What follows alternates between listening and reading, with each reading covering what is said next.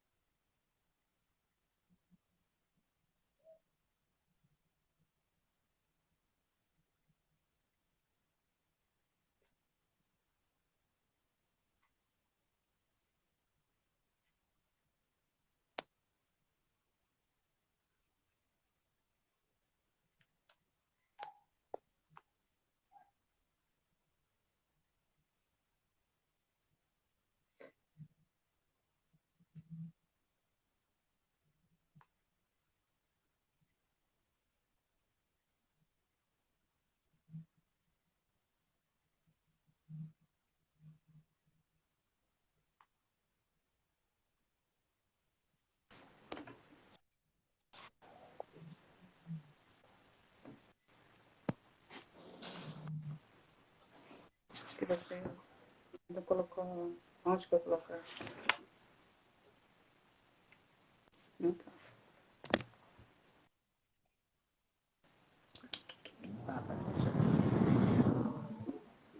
Olá pessoal, olá Aloha, Bom dia. Tudo bem? tranquilo? Tranquilo.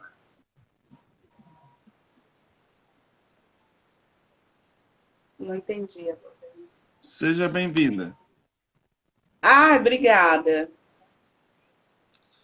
Lu, você é do partido do PSOL, é isso, né? Sou do pessoal. Ok. Quanto tempo já que foi confirmada a sua pré-candidatura ao governo de Mato Grosso do Sul? Acho que a gente estava com essa desde o dia 15 desse mês passado, né? Na verdade, a gente ainda estava em federação, estava pensando assim no que seria, estava esperando a gente se organizar para poder ter essa reunião, né, junto com os partidos, com o partido, com as nossas tendências, né, que a gente tem várias tendências internas, para essa decisão, né.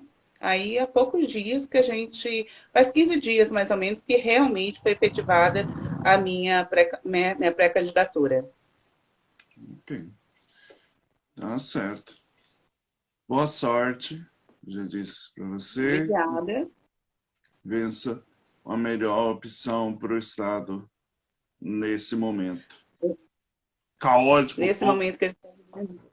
É, mas nesse tá. momento está difícil, né? A gente está vivendo uma conjuntura política diferenciada, né? A gente sabe que eu mesmo, na sua idade, eu acho que na minha idade também, um pouco mais que você, mas eu acho que a gente nunca passou um momento tão difícil qual a gente está vivendo né, no atual momento que a gente está vendo aí nossas políticas públicas, nossos avanços, né? Que a gente conquistou perante é, essas décadas, né, podemos dizer aí, a ser totalmente desconstruídas, né? E a gente está assim correndo grave risco aí de mais políticas serem desconstruídas, né? Então a gente está num momento bem difícil mesmo. Verdade. Por isso a gente está aqui agora dando as opções para o público decidir o seu voto, a gente Sim, também, né? Porque nós também votamos em outubro. A partir de agora, conta o tempo para a entrevista sim, e a sim, gente fica a critério de vocês.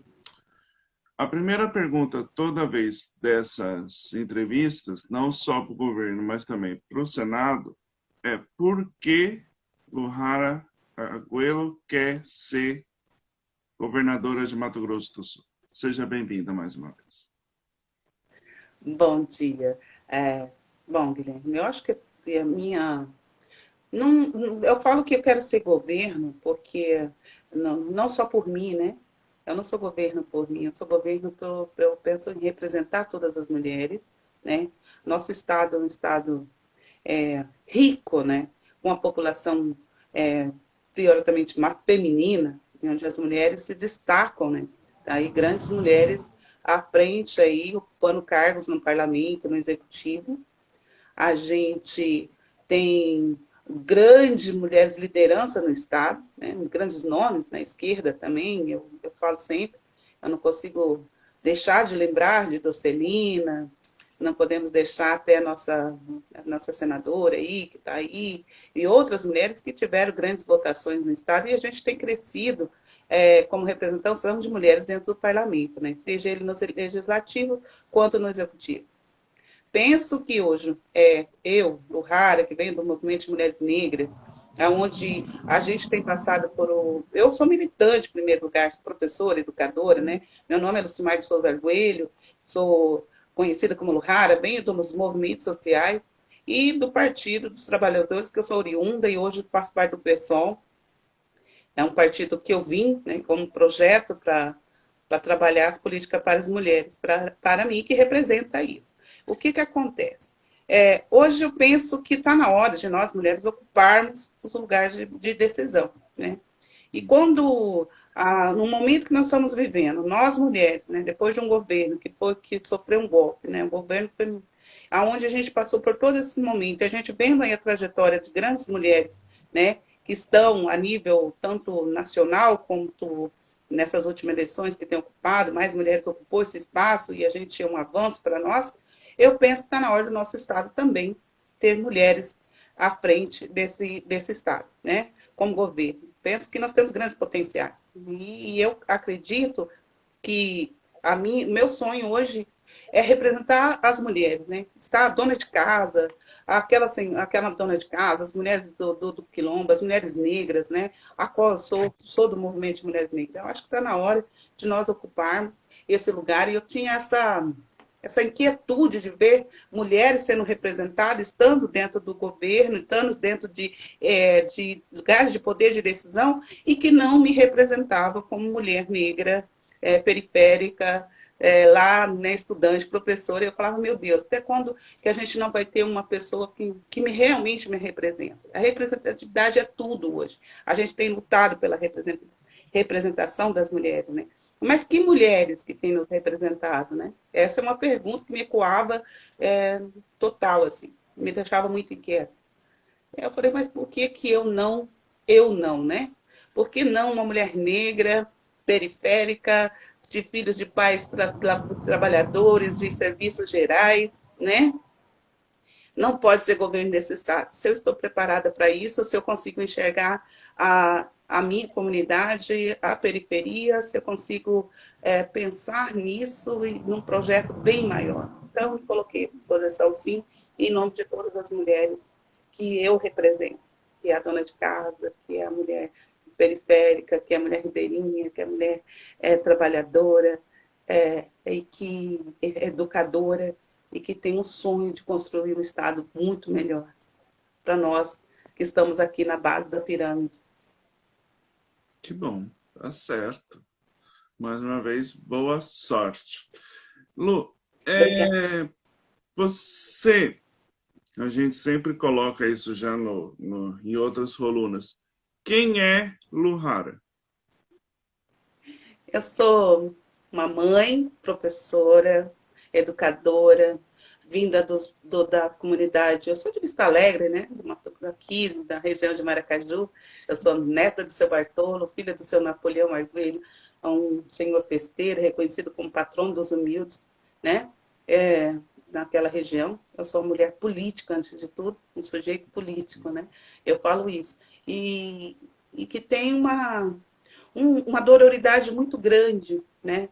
Com a questão dos meus, né? Porque quando eu digo os meus, eu digo os da minha família, da minha origem étnica e racial. Eu sou uma mulher afro-indígena, né? Onde tenho avós indígenas e também avós afros-brasileiros. Então, eu sou oriunda dessa ancestralidade toda. Então, eu acho que eu sou uma mulher educadora, mãe, né, avó, com meus 52 anos, vindo do movimento estudantis, movimento negro, professora da Universidade Federal, onde eu militei nas questões da juventude e das mulheres. Eu acho que a mulher que sororidade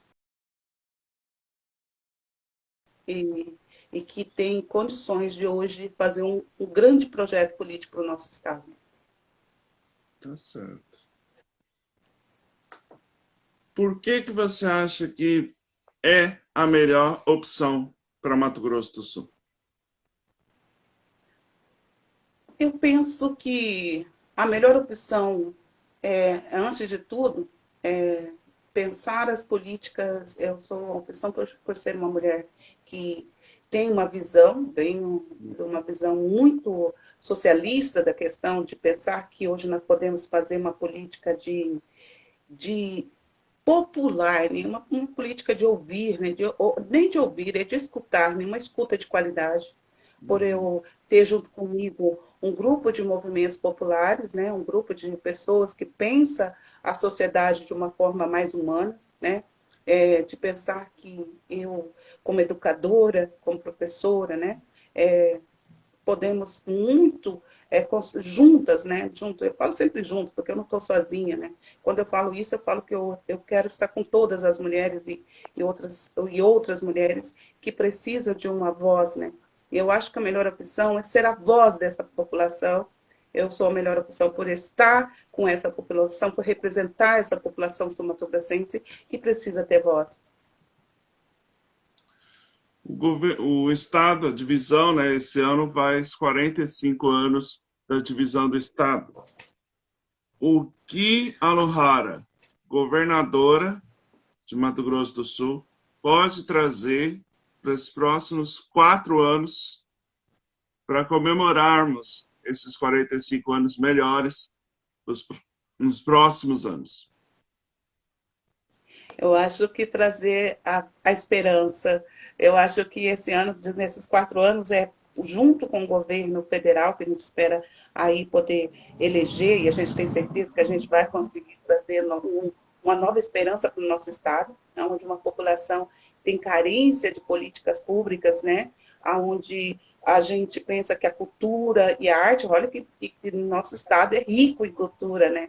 Nosso Estado tem uma miscigenação étnico-racial muito forte na cultura. E eu penso que com nossos povos indígenas, nossos povos brasileiros, né, nossos povos quilombolas, ribeirinhas, cigana, que a gente tem no nosso estado, e também não podemos esquecer dos nossos povos gaúchos, né, os nossos povos fronteiriços aí, para fazer uma grande, eu acho que pensar numa política de cultura para o nosso estado que tem deixado muito a desejar, porque nós perdemos tanto na cultura, né? Nós perdemos muito investimento na cultura com essa pandemia, principalmente, onde a cultura ficou silenciada.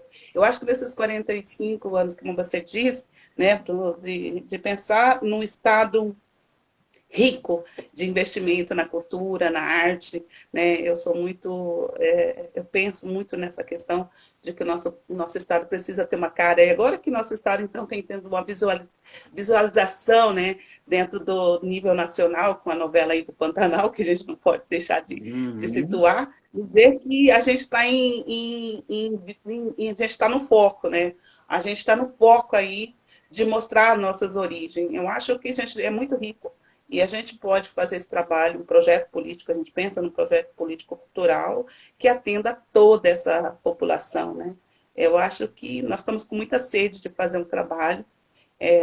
Eu amo a cultura de tudo, eu sou da cultura popular mesmo, onde eu acredito que a gente possa construir um projeto a nível de alcançar todo o país, assim, de ser o centro da nossa cultura do Estado e mostrar o potencial do nosso Estado pantaneiro.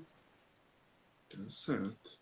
Tomara. A gente realmente estamos precisando muito de cultura e de avanços por aqui, né? É verdade. Na saúde, numa época de pandemia que nós vivemos e estamos ainda vivendo, infelizmente, porque muitos ainda nem a primeira dose ou nem a vacina quiseram tomar e estão trazendo tudo isso de novo. Qual que é a proposta do pessoal para esse campo? Para eu vou ser sincera com você, a gente não sentamos ainda para assim, discutir o nosso projeto político, mas eu posso falar com uma experiência como já fui gestora da saúde, né?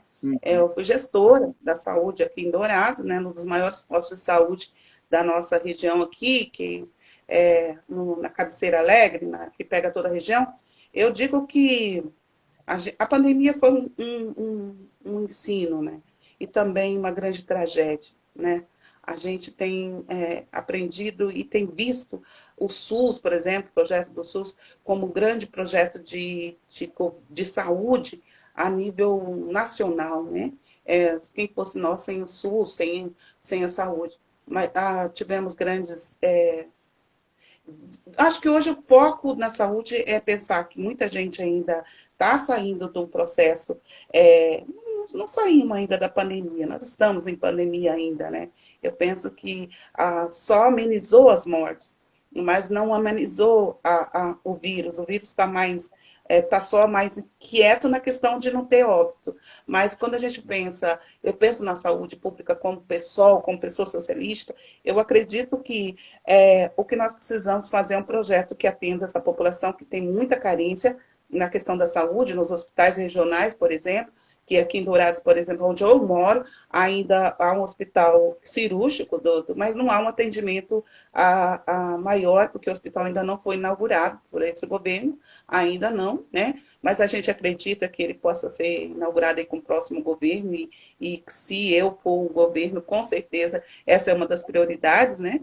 Na questão da saúde, penso que também é possível que a universidade, nós somos uma cidade universitária, onde temos potenciais hospitais universitários, está discutindo essa questão da saúde a nível tanto federativo quanto também, né, no Estado. Acho que acredito também que a gente é possível fazer um projeto de saúde bem mais amplo, que possa atender a população nos seus pequenos, tanto nas pequenas comunidades aí que não tem uma estrutura e nem médicos a contento, né?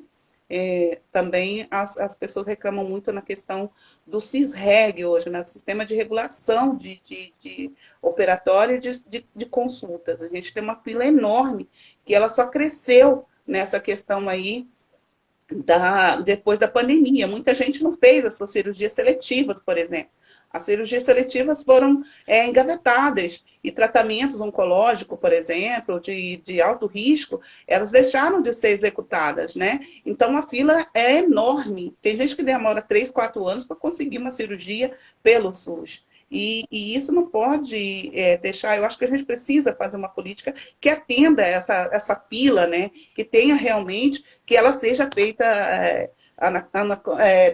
de forma que atenda que estão lá no final da fila, sabe? Que estão lá, né? Que não, tanto aquele que está lá no começo da fila, quanto no final. Eu acho que a gente tem que começar a pensar nisso, de como que a gente vai fazer uma análise disso para atender essa população que precisa de cirurgias importantes, muita gente aí precisando de um tratamento oncológico, de saúde mental, que nós precisamos discutir saúde mental no nosso estado, que infelizmente a gente saiu de uma pandemia onde todos os funcionários da saúde saíram com sequelas, onde eu penso que muitos de nós hoje ainda estamos vivendo uma histeria, né, na questão dessa doença que chegou, dessa coisa que chegou e que assustou todo mundo, que deixou todo mundo muito assustado com muitas coisas, muitos fakes acontecidos, e que muita gente deixou de se vacinar, por exemplo, e que não teve uma política de atendimento ao psicológico dessa população que estava na linha de frente. Hoje eu penso muito nas pessoas que estavam na linha de frente, quantos médicos nós perdemos, grandes doutores, né, que estavam aí, que eram grandes, que faziam um trabalho maravilhoso, humano, e nós perdemos grandes médicos nessa luta pela pandemia. Eu acho que é pensar nessa população, não só em quem precisa ser atendido, como também aqueles que atendem, né? Eu acho que essa política da saúde mental ela é necessária, é para ontem. Verdade. Sem dúvida. Sem dúvida. Na educação, com a evasão dos alunos e a piora na qualidade de ensino, inclusive o online, que na verdade veio para ajudar e não ajudou coisa nenhuma, que aqui não pode falar aquela palavra, senão o Instagram derruba. Mas todo mundo sabe qual é. Né? A gente vive então, acompanhamos e acompanhamos até hoje. Deixa uma coisa assim que você bateu em cima, que eu vim agora de Brasília, né? A gente estava lá no Ocupa Brasília em favor da educação de qualidade, em favor de uma educação que não seja sucateada e que não seja vendida e que não tire nossos um movimento aí, por exemplo, aqui em Dourados a gente tem uma dificuldade porque a nossa Universidade Federal ela está sobre intervenção. Então, assim, é uma das grandes preocupações, e quanto isso, a UEMS, as universidades estaduais correndo o risco aí de serem privatizadas e de ter mensalidades, né? Isso é uma proposta do governo que ela é perversa e até covarde, né? Para uma população como a nossa, que tem sede, é uma juventude enorme que tem aí para ser atendida ainda, né? Nós não somos nem 2% da população brasileira que tem acesso à universidade. Aí, como assim? Ainda com 2% da população que tem acesso à universidade, ainda falar em processo de retrocesso na questão da gratuidade, que é um direito da Constituição Federal, e que a gente tem aí visto que isso pode ser retirado da nossa população, a único meio de poder... Porque a educação é o processo de civilização e de progresso, né? Está lá assim, de progresso, né? A gente tem que pensar que esse progresso começa pela educação. Se não tiver educação, não tem progresso, não tem ciência, não tem evolução, não tem nada, porque a gente está vendo a nossa população cada dia mais necessitada de educação, necessitada de saúde, porque tudo passa pela educação. Não existe nada que não passe pela educação. Se você não tenha um professor dentro de sala de aula, todos os doutores, qualquer pessoa formada pela base, que é a educação, né? Chega até a ser contraditório, chega até a ser, né, vamos dizer, chato você ficar repetindo isso, né? Dizendo, olha, gente, se não tem educação, não tem nada. A educação é a base de tudo. tem projetos, tem uma Constituição que diz isso, tem a vivência que diz isso. E quando isso nós vemos a nossa educação, depois dessa pandemia, sendo essa, vamos dizer que essa total perda da ciência, da educação, do que é feito a educação, ela deixa a desejar quando você vê que uma universidade, por exemplo, como a UEMS, hoje discutindo IAD, né? Discutindo cursos de excelência, de necessidade de vivência, discutindo IAD, né? Eu não sou contra as IADs, eu acho que as IADs são necessárias, sim, né? Elas são necessárias, eu não sou contra as IAD, não. Mas eu sou contra a questão da sucateação que isso vai trazer para as universidades públicas, entendeu? A falta de investimento, né? Porque isso já tem um investimento baixíssimo, e com isso ela pode se tornar mais baixa ainda, os investimentos podem ser menores, né? A contrapartida do município, do estado, da questão do município, a federação também, ela pode ser menor. E a gente não tem que pensar em diminuir, sim em aumentar, porque a gente lá atrás a gente já discutia nos 10% para a educação, né, na questão de estar e de pensar que o Estado tem primeira responsabilidade a educação, a assistência social e a saúde e assistência social. E isso é uma política que não deve ser nunca menosprezada. Tá? E os professores, nós somos insistentes em dizer que o PIB ele tem que pensar primeiro na educação, né? Primeiro tem que passar pela educação. De que forma que a educação contribui? Né? E ela é essencial para todo mundo. Ela é essencial para o mundo, né? Sem educação não existe humanidade nenhuma, eu acho. Penso isso, não existe nada. Verdade. Muito verdade.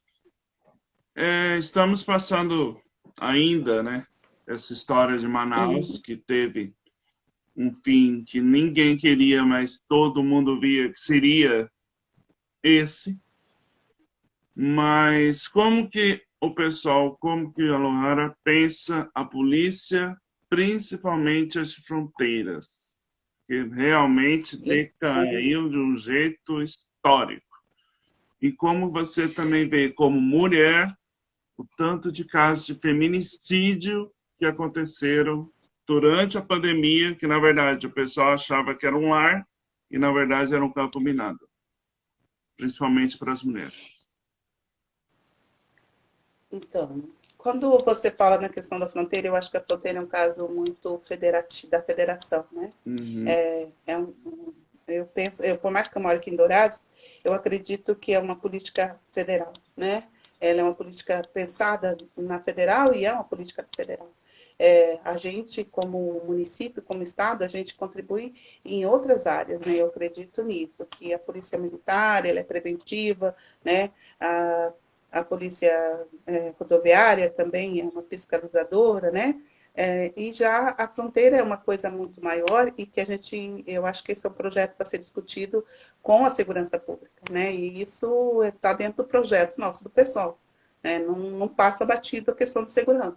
Mas eu também, quando eu falo em segurança pública, eu acredito numa política pública pensada na humanização, como era a polícia militar, como ela foi criada, né? Ela foi criada na prevenção, para fazer a prevenção dentro dos territórios que elas estão, da comunidade. E hoje a gente tem visto que a Polícia Militar ela tem feito um aquartelamento dessa polícia, né? Quem tem feito esse trabalho é a Polícia Guarda Municipal, as municipalizadas. Municipalizaram a segurança pública em maioria dos municípios, né? A gente vê aqui em Dourados, a gente vê em Campo Grande, a gente vê em grandes que tem a polícia, a guarda sendo a polícia da segurança. Eu digo que municipalizaram a segurança pública. E isso deixou muito a desejar, eu acho que deixa a desejar, porque a gente não vê mais a polícia, aquela polícia que a gente conhecia, o sargento daquela área, aqui mesmo que é o batalhão da Polícia Militar, eu conhecia todo mundo, né? Eu sabia quem era quem, porque eu sou ex-mulher de policial militar, né? O meu pai da minha filha é sargento, aposentado. Eu também trabalhei na questão da Polícia Militar, fui a primeira mulher que criou a Associação de Mulheres de Cabos Soldados aqui no estado. Então, nessa visão que eu tenho, é que a polícia militar ela precisa voltar novamente a ser vista pela sociedade, pelas suas comunidades. Ela precisa voltar a fazer esse trabalho da comunidade, de prevenção dentro das comunidades. E a pessoa, hoje a polícia virou uma coisa de elite, né? Você só vê ela, a polícia militar, quando ela está realmente em algum ato grande, ou para intervir, ou para fazer opressão, né? Ou assegurar o executivo aí do Estado. A gente não vê ela ocupando as ruas, sendo aquela polícia que dava bom dia para o seu João na mercearia, que estava ali, que todo mundo sabia quem era quem. A polícia não era essa polícia opressora que a gente vê hoje, né? Que a gente só vê, ela já tem um meio assim, se a gente vê a polícia, a gente já sabe que tem algum ato, que vai acontecer alguma coisa muito grande, que a população tem medo da polícia hoje, né? Ela não é mais aquela polícia acolhedora que o seu João conhecia, que o seu Zé falava, o sargento tal, o comandante tal, a gente hoje nem sabe mais quem é o comandante da nossa cidade. Isso fica difícil, porque não dialoga com a comunidade. Ela se tornou, e a Guarda Municipal, ela vem bem-vinda, assim, né? Ela tem feito um grande trabalho aqui em Dourados, por exemplo. A gente tem uma Guarda Municipal muito, muito, muito preventiva, que trabalha, que tem um grupo de mulheres que trabalha também tanto na Polícia Militar quanto na Polícia da Guarda, que nós temos uma comandante aqui em Dourados, né? Tem feito um trabalho muito preventivo na questão já vou falando sobre a questão das mulheres, né? Eu, como faço parte da rede de enfrentamento à violência contra a mulher, desde que ela foi criada, trabalhei junto com a Polícia Militar nessa questão, né, junto com o Promuse, junto com, na época, a sargenta Gleice aqui, que era uma das mulheres que criou esse projeto dentro de Dourados, né, e a gente trabalhou junto na polícia, de estar acompanhando os casos, e eu também trabalhei na assistência. Acredito que também faz parte da política do Conselho de Mulheres do município. Acredito que essa política ela foi feita. O que está acontecendo hoje? A gente tem a lei aí do feminicídio, tem a lei da Lei Maria da Penha, que é uma lei maravilhosa. A gente tem a lei da questão do feminicídio, que foi melhorada, né? Foi muito bem acatada pelo governo e também pelo o legislativo. Mas ainda a gente tem um fluxo ainda muito problemático, que é a questão do machismo. E quando veio a pandemia,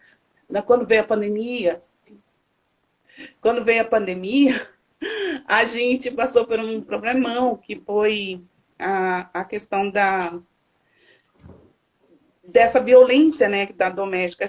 Quando você fala nisso, eu falo que a gente não sabia, igual você disse, as mulheres não sabiam que as suas casas eram ou ela sempre teve, eu nem concordo muito com o que você falou, talvez até contradiga o que você disse, ela sempre existiu, mas a mulher estava mais fora, né? Ela estava trabalhando, ela estava trazendo sustento para casa, ela saía de manhã, só voltava tarde, ou tarde da madrugada, ainda chegava às vezes o marido violento, que talvez bebesse e tal, mas ela ainda não estava tão presente dentro de casa. Imagina essa mulher desempregada, voltando, ficando em casa, porque a maioria, foi um alto índice de desemprego das mulheres, da empregada doméstica, que foi mais atendido, daquela mulher que fazia a diarista, né? Essas mulheres tiveram que vir para casa, né?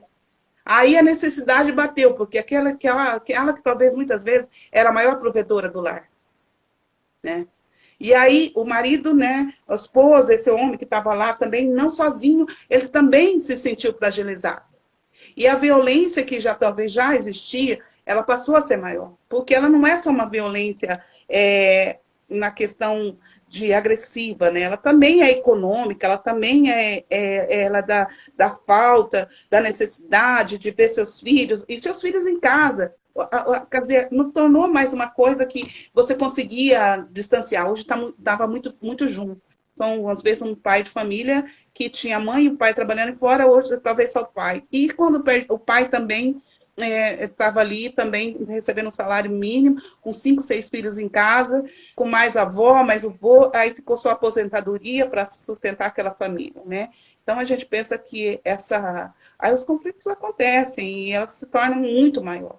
E a violência que nós temos hoje no Estado, que até nessa semana passada eu vi que em 48 horas, 3 mulheres foram assassinadas, brutalmente assassinadas.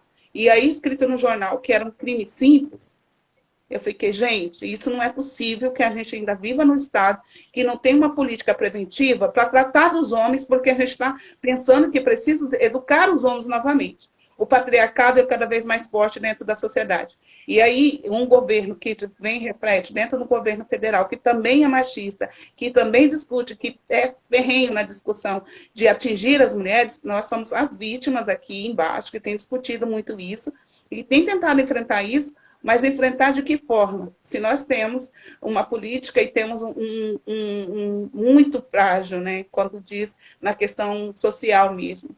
Eu acho que o tratar é tratar a família. É chegar a nós que pensamos a família, que estamos dentro de casa, que somos mãe. Eu sou mãe de 3 filhas. Você acabou de ver aqui, minha filha veio me dar um abraço. Ela nem sabia que eu estava aqui online. E é aquela questão de ter uma família hoje, ela passa muito pela questão da educação, da saúde, né? Que trabalhar a questão mental, da questão da economia. Se a gente não tiver emprego, se a gente não tiver uma educação, como que a violência vai acabar? Nossa questão é essa, né? Tudo passa até pela educação, até a não ser violento, passa pela questão da ser pedagógica mesmo, de estar falando, conversando com os homens, um homem para o outro homem. Eu acho que, eu sempre falo que a questão do racismo é coisa para branco resolver, eu digo a mesma coisa, a violência é para vocês homens resolver, está na hora de vocês se educarem, está na hora de vocês falarem para outro homem que esse tipo de coisa não pode acontecer. Não é só nós pedirmos para vocês não nos matar, é vocês também estar discutindo com outro homem que isso não é legal. Parte de vocês, homens, fazer uma educação pedagógica com os outros homens, sabe? Porque o machismo está tão emperrado que ele não discute a violência que ele mesmo faz. Então, acho que os homens, está na hora dos homens tomar essa responsabilidade de sentarem entre vocês, entre grandes entidades, sentarem para discutir com os homens a questão dessa questão do feminicídio e dessa violência que tem sofrido as mulheres no nosso Estado. É política pública. Normalizou, né? Tudo que que é ruim para a humanidade normalizou e o pessoal leva como se fosse algo corriqueiro, o que não deveria. Mas realmente. Não é. Sem dúvida. Você já falou um pouco da cultura e da nossa vasta, né? Cultura indígena, cultura árabe, cultura japonesa, cultura gaúcha, Festa das Nações, o evento de música que também tem agora, que bom que voltou, né? Depois da pandemia, durante esse período de pandemia. O que o pessoal de Aurora pode ainda melhorar e fazer como pessoas que têm talento, que quer se mostrar para o público, pedir esmola na rua para conseguir viagem para os locais. Como tratar dessa parte pequena, não aqueles grandões como shows, Sapatão, que foi ótimo, fui no camarote, foi uma maravilha, fiquei sem voz, mas também teve o show do Belchior e o show de outros duplas, que também são daqui, e ainda assim passam sufoco para conseguir ir aos shows e fazer a sua vida na cultura. É um grande caso, porque aqui eu falo sempre que eu tenho aqui em Dourados, a gente tem artes cênicas, né, na nossa Universidade Federal. E aqui a gente tem um grupo que é maravilhoso, que é o pessoal da sucata, o pessoal de outros grupos aqui, sucata cultural, que os meninos aqui, o João, né, um dos meninos que está à frente da cultura aqui em Dourados, a gente tem um fórum também da cultura, a gente estava pensando de fazer, a gente estava discutindo antes disso, antes de pensar na política, a gente estava pensando nessa questão, né? Eu sou uma pessoa que defende a cultura. Por quê? Eu sou uma das pessoas que cria projetos de cultura, né?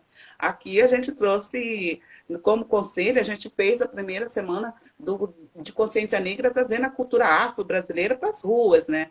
Trazendo o axé para a rua, trazendo povos de terreiro para a rua, trazendo a capoeira para a rua, né?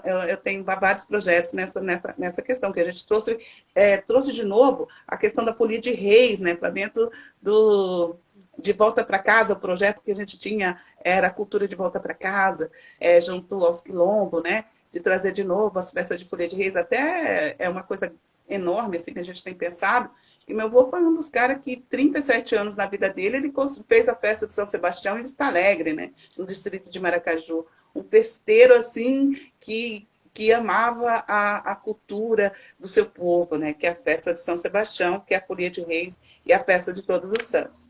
Então, assim, eu venho desde criança nessa questão de conhecer a cultura do meu estado. Mas eu penso que hoje aqui a gente precisa fortalecer a política, não só porque a gente perdeu muito com essa questão aí da perda no Ministério da Cultura, que a gente, né, teve grandes perdas aí a nível nacional, né? A gente não cabe agora discutir, mas eu acho que o projeto que a gente pensa é fortalecer a política dos nossos pequenos. Tem uns grandes poetas no Mato Grosso do Sul, a gente tem grandes produtores. Eu faço parte do grupo do OZI, por exemplo, eu faço parte do grupo do Pantanal, eu faço parte desse grupo aí, onde está um monte de artistas do Estado, né? Eu faço parte desse grupo. Eu estou lá dentro e eu discuto políticas, né, de cultura. Então, assim, muita gente não sabe, mas eu estou lá dentro com eles discutindo isso. E eu vejo muita potência que nós temos no nosso estado pantaneiro, com grandes produtores de poesia, de livros e produtores que nós precisamos incentivar.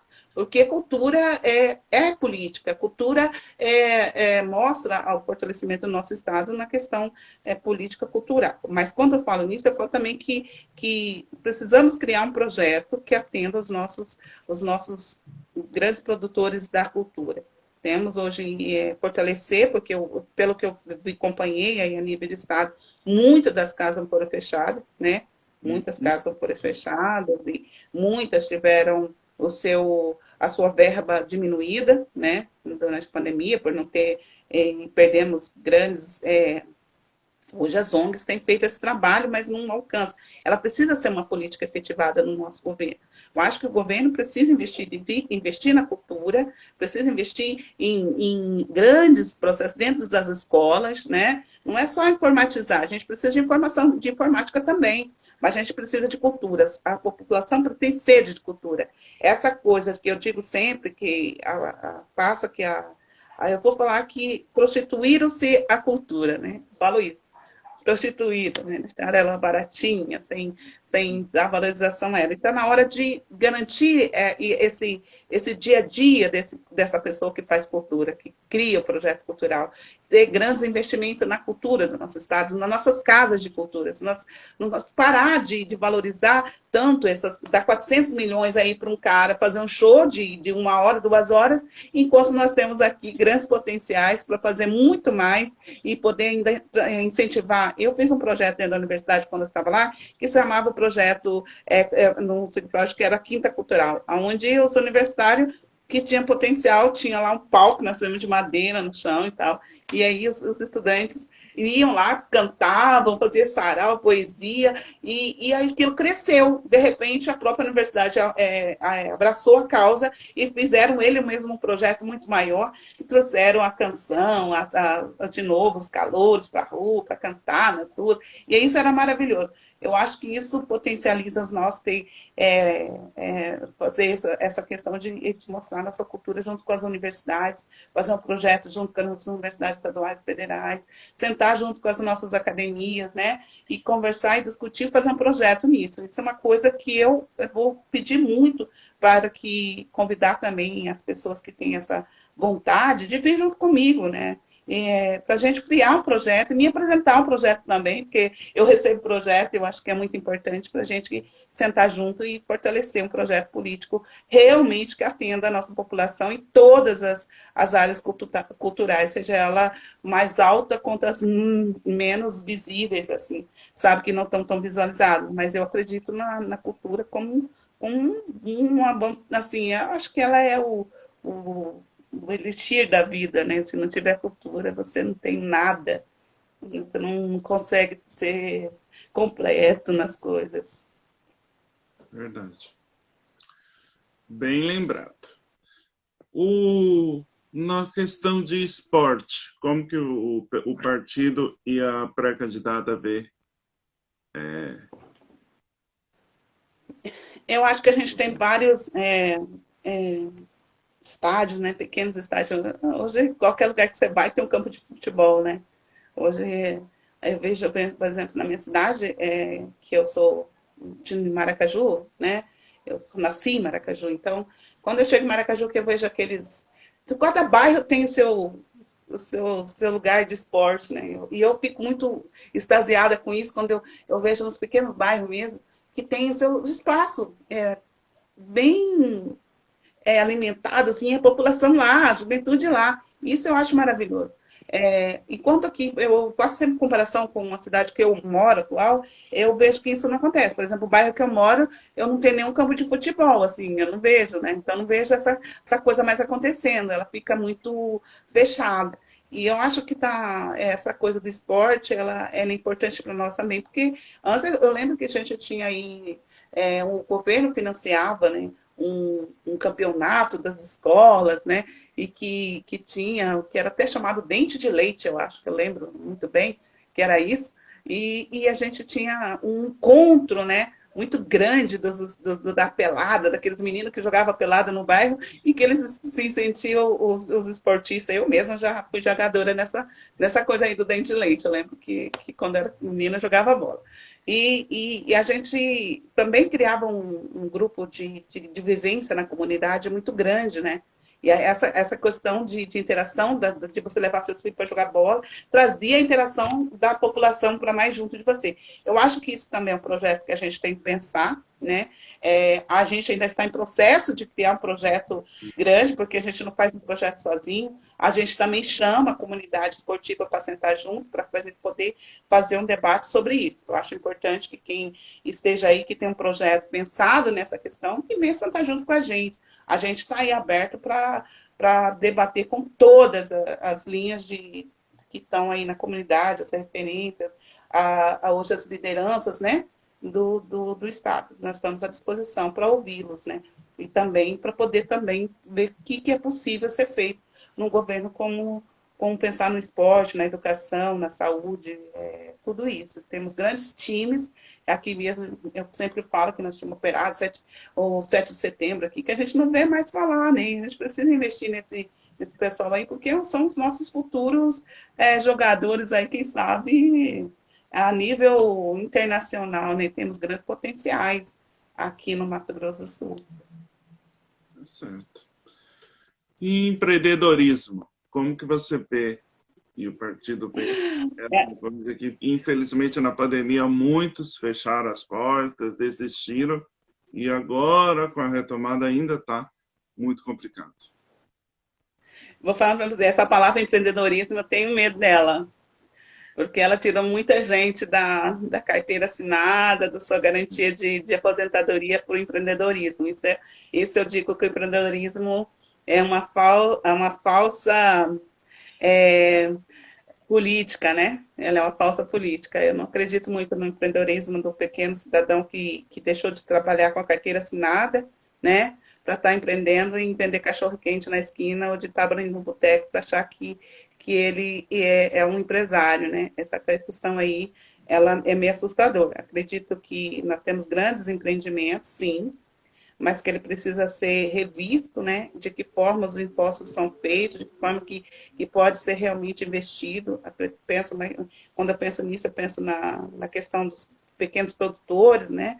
Dessas pessoas que produzem emprego. Sim, é necessário pensar nisso, mas é pensar também em possíveis como legalizar a questão de estar pensando nessas pessoas como futuros investidores na sua aposentadoria, né? Então, quando eu penso nisso, eu não acredito muito no pequeno empreendedorismo, quando você coloca o cidadão que tira seu 13º, ou quando ele é mandado embora do seu trabalho, lá de 10, 15 anos, investir em uma coisa para poder se sustentar a partir daquilo, né? De investimento é feito nisso. Então, quer dizer, essa pessoa vai parar de pagar imposto e como fica a aposentadoria dela, né? Como que ela vai viver? A pessoa trabalhou a vida toda, né? Para fazer um empreendimento que talvez não dê certo. E aí, né? Como que fica? Eu tenho muita preocupação com essa questão do empreendedorismo, tá? É uma coisa que meu particular, não acredito que o empreendedorismo ele seja tem que ter lei próprias, tem que ter pensar no pequeno empreendedor e também nos grandes, né? Eu acredito que os grandes empreendedores do nosso estado ele tem trazido grandes prefeituria para do Estado, como alto índice de recolhimento de imposto, mas também contribuído com a questão do emprego, mas de que forma que esses nossos comerciantes que estão aí hoje fechando as suas portas, né? De que fechando grandes portas, porque eu vejo que hoje a cidade tem muitos lugares fechando, porque também os impostos são altos, né? De que forma que esses impostos estão sendo cobrados deles, a questão de aluguel, tem toda uma política atrás disso, né? Que é imobiliária, que de questão de preço, de aumento de taxa, de fiscalização, é um monte de burocracia que a gente tem que discutir junto com o pessoal do comércio. Eu acho que o empreendedorismo ele precisa passar pelo tanto pela questão também de um crivo de discutir isso entre eles e trazer uma linhagem para poder melhorar isso. Mas eu não acredito muito nesse pequeno empreendedorismo aí, nessa palavra. Eu tenho muita preocupação com isso. Ok. Você estava falando também sobre a taxa de tributação de imposto, que a nossa é exorbitante, né? Ainda. Bem, Como que o pessoal e a Lohara pretendem trabalhar esse tipo de tributação, reduzir essa tributação, assim trazendo mais empresas para aumentar o nosso mercado de trabalho? eu penso, eu tendo discutindo ainda ontem com a professora da universidade, que a gente veio aí, teve bastante tempo para conversar sobre isso, e a gente estava falando sobre nossos altos índices de impostos, né? Eu acho que imposto é uma coisa que a gente tem que pensar, porque nós temos muitas mesmo empresas públicas e que estão com uma taxa de impostos muito alta, né? Por exemplo, agora aqui em Dourados mesmo, a questão do imposto do lixo, né? Que foi agregado, né? A questão do lixo, aí, imposto de lixo aqui agregado nas contas, né? De água da nossa população. E aí tem mais uma taxa ainda que ela é efetiva lá na conta, que foi criada há poucos dias, né? Aí eu fico pensando, né, como que esses impostos foram criados sem discutir com a população, sem discutir no momento de que a gente está passando por uma crise econômica que está arrasando com a população, que não tem conseguido nem pagar o aluguel, né, que não tem conseguido se sustentar minimamente com preço alto da gasolina, com preço alto do gás, e isso vai com uma grande escala, né? Isso você sabe que vai atingir, não é o grande empresário, é a população mais carente mesmo, que paga seus impostos, que são já cobrados, né, dele, sem ele nem saber que ele está pagando, muitos nem sabem que pagam esse imposto. Eles nem sabem, a população não tem consciência de quanto impostos elas pagam. Primeiro passa pela educação passa pela educação novamente, que nós temos que educar a nossa população a ler as suas contas, né? A ler quando ela compra um produto, quando ela paga a sua conta de luz, de água, ela tem que começar a pegar aquele papel e ler, sabe? Ter uma visão. Ela não pode ser, vamos dizer, um analfabeto funcional, que ele só olha o preço e não vê aonde está, o que está sendo cobrado ali. Então, a alta taxa de cobrança que tem nas contas de Enersul, de Sanesul e da Hoje Energisa, né, que nós temos aí no Estado, de como que ela não melhorou quando ela se tornou privatizada, de quanto que ela piorou, né? Então, é discutir isso com a população e ter isso, que a população tenha uma consciência que saiba ler as suas contas, né? De como que essas taxas que foram acumulando e que a gente não lê, porque a maioria das vezes não é o que ele usa que paga, a gente paga mais taxa do que os gastos, às vezes eu gasto menos água do que eu pago imposto, quer dizer, como assim? Não é compatível com o tanto de água que eu gasto e o meu imposto é muito mais alto, né? Então, é isso que a gente tem que pensar. A população tem pagado mais imposto do que o que ela realmente consome. Então, é nisso que nós temos que pensar, é pensar numa política, é assim que o pessoal pensa. Primeiro na população, primeiro na pessoa, no trabalhador e na trabalhadora que tem pagado esses impostos. E não é as grandes empresas que têm sido taxadas, elas são isentas desses impostos. É na hora de pensar numa taxação que realmente atenda a população e de que forma ela é inserida nas contas de água, de luz e também até na questão do gás, da alimentação e muitos outros produtos necessários e de forma muito coerente, de forma pensando na economia. Eu acho que a gente tem que pensar nesse projeto a longo prazo, que ele não seja só um projeto de governo, que seja um projeto de Estado. Certo. Sobre reeleição, esse projeto está andando lá no Senado e na Câmara até hoje. Você é contra ou a favor? Depende de que governo, né? Ah, mas eu sou contra. De verdade, eu sou contra. Eu sou contra porque eu acho que ele torna uma coisa muito. Você não é você governo, você está a serviço do povo, você é empregado do povo, né? Você se eu estou me colocando a ser que você bota confiança em mim para que eu possa trabalhar para você, né? Sou funcionária, né? Ser governo, ser legislativo, ser vereador, ser deputado é ser empregado daquela pessoa que botou o voto em você, né? Você não é o rei, né? Você é o trabalhador também, né? Você é um trabalhador. E quando eu penso nisso, eu penso que se você não é um bom governo, você não tem respeito com isso, você não tem que ficar no governo, não tem que usar a máquina do governo para se reeleger e nem a política para se reeleger, sabe? Eu acho que quem dá as cartas somos nós não vivemos num país democrático, então que a democracia seja feita dessa forma, que você decida se eu sou ou não o cara que você quer novamente no governo, sabe? Não eu pegar e falar assim, não, a reeleição é necessária, mas um projeto político é necessário também, porque a cadeira tem que girar. Acho que a cadeira tem que girar, outras pessoas têm que ser testadas, e até o momento de falar assim, não, essa é a pessoa que eu quero realmente para ficar nesse lugar. Se não é, tem que desocupar a cadeira mesmo, que faça 4 anos, que não se torne uma carreira, sabe? Não tem uma carreira, tem que ser testado todo ano, tem que ser realmente testado pela população, e a cadeira tem que girar. Tá certo.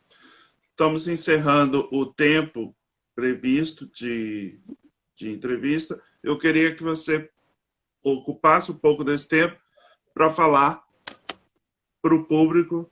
Ainda não começou a eleição em si, né? Começa acho que em agosto, né?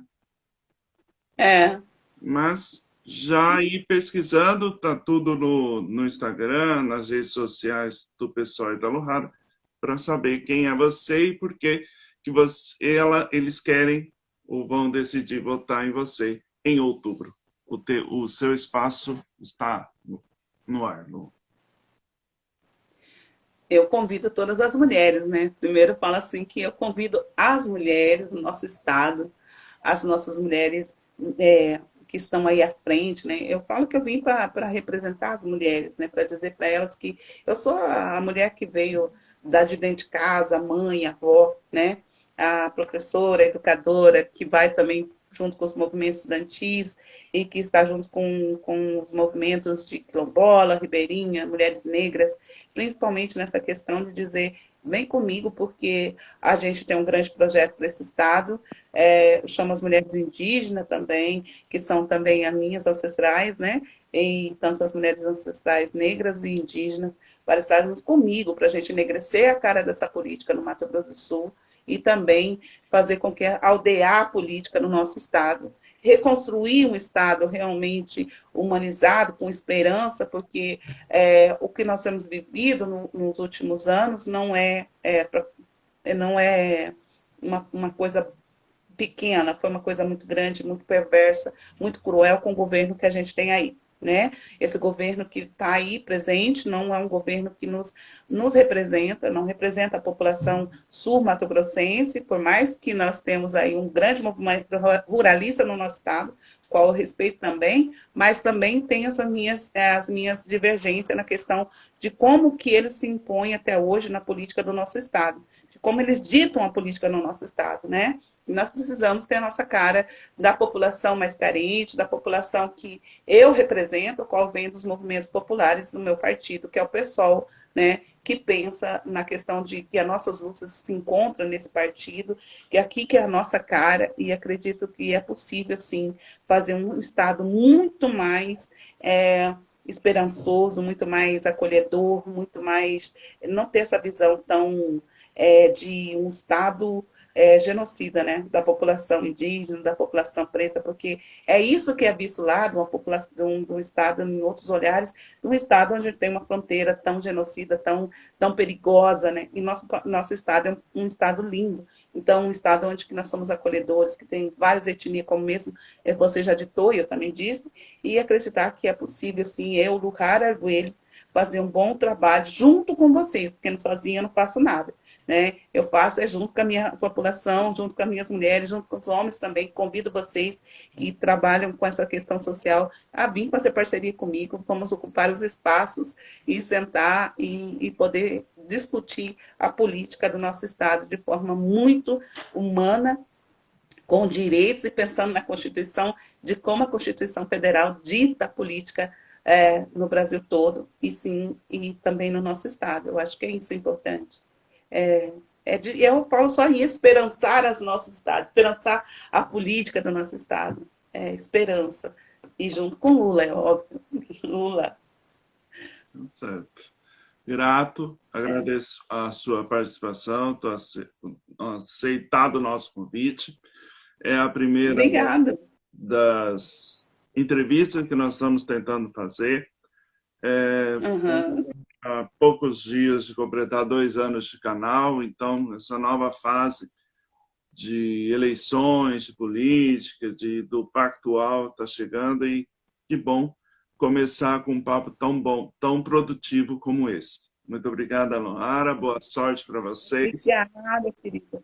Eu que te desejo muito sucesso, né? E muitas conquistas para você. Acredito que a gente vai fazer muitas aí lives aí. Eu estou à disposição. Coloco à disposição de todos, tá? Para a gente poder, todos e todas, a toda a população que está aqui, que está nos assistindo, ou que venha nos assistir, vem comigo. Eu só posso falar isso, vem comigo. Tá certo. Obrigado. Esse espaço está aberto. Os outros candidatos também vão ser convidados, já estão sendo convidados. E durante o período, a gente espera começar as eleições para depois a gente fazer outra rodada para mostrar mais ainda sobre o projeto, que também ainda está em construção, não é verdade? Então, fique com Deus, boa sorte, sucesso, um ótimo final de semana para vocês. Para você também. Obrigada.